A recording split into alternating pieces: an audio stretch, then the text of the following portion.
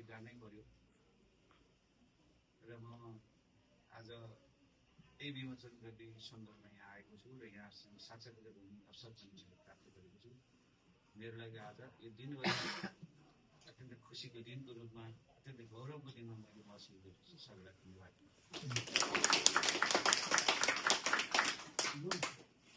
अब यो पुस्तकमा लेखिएका शब्दहरू विशेष गरी कविताको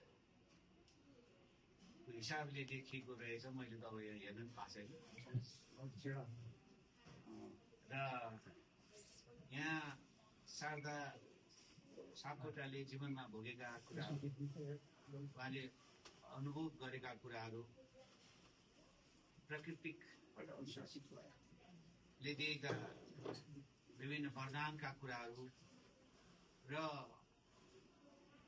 मैले 70 वर्ष उमेरमा पनि किताब लेख्न सकेँ। त्यसकारण अरूलाई सन्देश दिने, तिमीहरू पनि साँच्चै नै आट्यौ भने सक्छौ है भन्ने